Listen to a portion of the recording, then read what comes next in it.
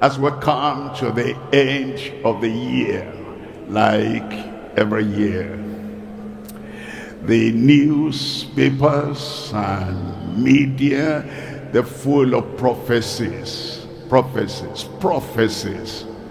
And this one must say something, that one must say something, and this will happen, this will happen. And you know, as they do that, say that, every end of the year, we come to the beginning of the year, we cannot see what they said will happen. Come to the middle of the year, we cannot see what they said will happen. Come to the end of the year, we cannot see.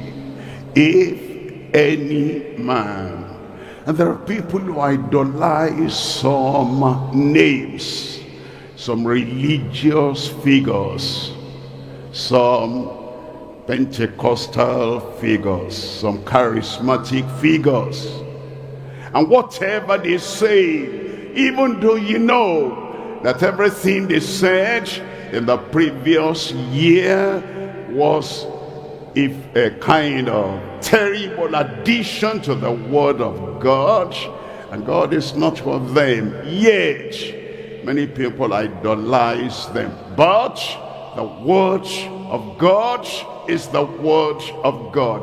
And they will come to maybe a preacher there, they might even come to me, and you see, everybody says, what did you hear from the Lord? And then you feel you'll be a little fellow, and you will not come to the grade and to the level of the other prophets, and so you conjure something, and you add, and you say what God has not said. Remember, if any man here, any man there, if any man shall add unto these things, God shall add unto him the plagues that are written in this book. But there are people that think that prophecy, the gift of prophecy, gives them license. They can talk anyhow, they can live anyhow, they can take women to the riverside and bathe the women, they can do whatever. They can commit fornication, they can commit adultery, they can steal church money, they can do money laundering. Are they not prophets? But the mystery of the perdition of those transgressing prophets. If you're true prophets, your life will be straight.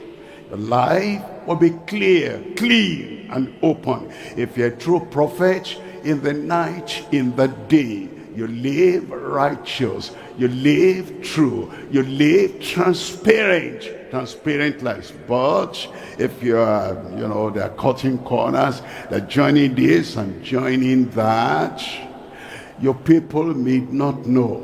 You might appear a powerful preacher, but your life is dirty on the inside.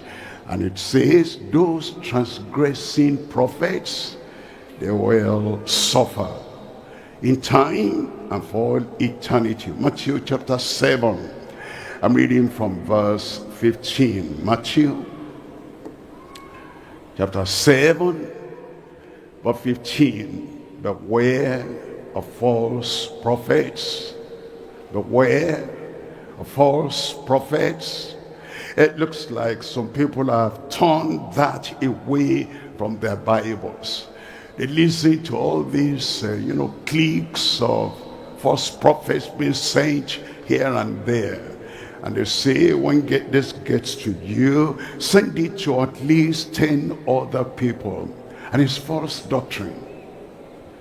And it's something contrary to the doctrine of the Bible. False prophets.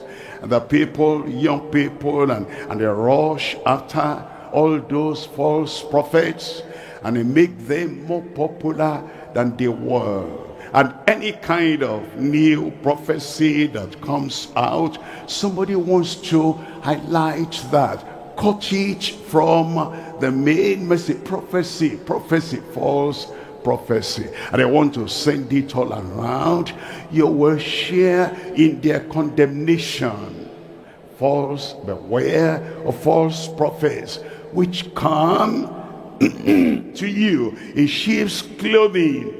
They're so gentle and they're so humble. Apparently, they come in sheep's clothing, but inwardly they're ravening wolves.